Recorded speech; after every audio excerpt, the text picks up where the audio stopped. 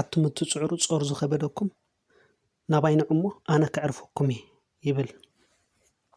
ስለዚ ዓለም ዕረፍት የብላን ሰብ ዝዓርፍ ናብ ኣምላኽ ምስ መጸ ጥራይ እዩ እምበር ኣብ ዓለም እንታይ የለን ዕረፍት የለን ትድቅስ ትትስእ እቲ ነገራት ከም ዘለዎ እዩ በቃ ዝቃየር ነገራት የለን ዓለም እንታይ መዓልታዊ ንሰምዖ ነውፂ ሕማቕ ነገራት ሙሉ መዓልቲ ኢኻ ክሰምዕ ትውዕል ማለት እዩ ኣብ ዓለም እንታይ የለን ዕረፍት የለን ዝዕርፍ ግን መን ኣሎ ሓደ ነገር ኣሎ ኣምላኽ ጥራይ እዩ ክዕርፍ ዝኽእል ማለት እዩ ሰባት ዕረፍቲ ደልዮም ናብ ዝተፈላለየ ቦታታት ናብ ዝተፈላለየ ነገራት ከድዮም ተዕረፈ ውሽጦም ተዕረፈ መንፈሶም ተዕረፈ ኢሎምሲ ብዙሕ ነገራት ይገብሩ እዮም ማለት እዩ ብዙሕ ነገር ይጽዕሩ እዮም ግን ብኸምኡ ዝርከብ ዕረፍቲ የለን ሙኸኣ ዝሕጂ ዘላ ዓለም ከዓ ብእከይን ብኽፍኣትን ዝተመልአት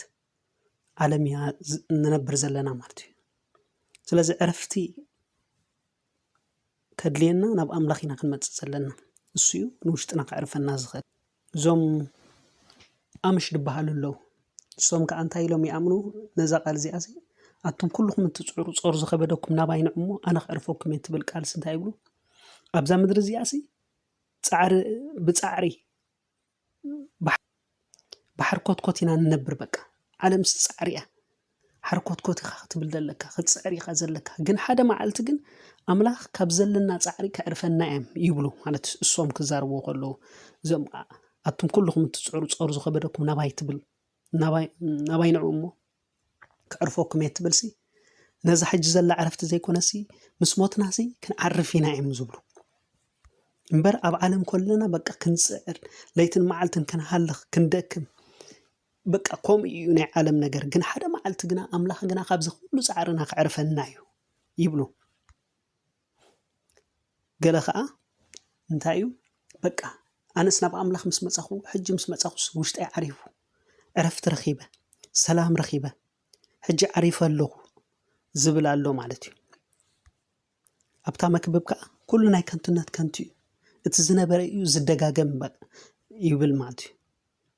እቲ ዝነበረ ነገራት እዩ ዝደጋገም ኣብ ትሕቲ ፀሓይ ሓድሽ ነገር የለን እንዳበለ በቃ ነገራት ብጥበብ ክትሪኦም ዝጀመርካሲ ኩሉ ነገር ዝሰልችወካ ኮይኑ ትሪኦ ማለት እዩ ግን ሓደ ነገር ኣሎ እዚ ናይ ዓለም ነገር ከዕርፍ ኣይክእልኒ ዝዕርፍ ግን ኣምላኽ ጥራይ እዩ ኣብ ውሽጥና ኣምላኽ ተለና ጥራይ ኢና ክንዓርፍ ንኽእል ካብዚ ኩሉ ጻዕርና ካብዚ ኩሉ ንሓስቦ ነገራት ካብ ጭንቀት ካብ ዝተፈላለዩ ነገራት ክንዓርፍ ንኽእል ኣምላኽ ጥራይ ንውሽጥና ክዕርፈና ዝኽእል ስለዚ ብዙሓት ሰባት ሃሰቡ ብልዋ እንታይ ተገበርክ እየ ዝዓርፍ ዝብል ነገራት ስለዚ ኣምላኽ ተረኺብካ ጥራይ ካብ ውሽጥካ ክትዓርፍ ትኽእል ኣምላኽ ተረኺብካ ጥራይ ውሽጥካ ክትዓርፍ ትኽእል ስለዚ ውሽጥና ክንዓርፍ ንኽእል ብኣምላኽ ጥራይና ከምዚ ነብሰ ጾር ቅልውላው ድሕዛ ትጭነቕ እትውላድ ክሳዕ እትወልድሲ ብዙሕ ነገራት ትጭነቕ ትጽዕር ጻዕሪ ይስማዕ ግን ምስ ወለደት ግን እንታይ ትኸውን ትዓርፍ ቆልዓ ወሊደ ኢላስ ዕረፍቲ ይስማዕ እቲ ዝነበራ ጭንቀት እቲ ዝነበራ ጻዕሪ ናይ ውላድ ኩሉ ነገራት ትዓርፍ ብርክኽ ኢለን ይወልዳ እሞ ካብ ጻዕረን ከዓ ይዓርፋ ኢራብሲ ብርክኽ ኢላ ክትወልድ ኮላሲ ካብ ጻዕራ እንታይ ትኸውን ኢሉ ትዓርፍ ኢሉ ስለዚ ዝሕርፍ ዝኽእል ንውሽጥና ክዕርፈና ዝኽእል እንታይ እዩ ኣምላኽ ጥራይ ንውሽጥና ክዕርፈና ዝኽእል ነገራት ክዕርፈና ኣይክእልኒ ስለዚ ናብ ኣምላኽ ኢና ክንመጽእ ዘለና ዓለም ከዓ ኩሉ ግዜ እንትሕዳር ኢና ናይ ጻዕሪ እያ በቃ ሓርኮትኮት ክትብል ክትጽዕር ከተብል ኢኻ ትነብር ማለት እዩ ብጻዕርኩም ብልዑ ኢልና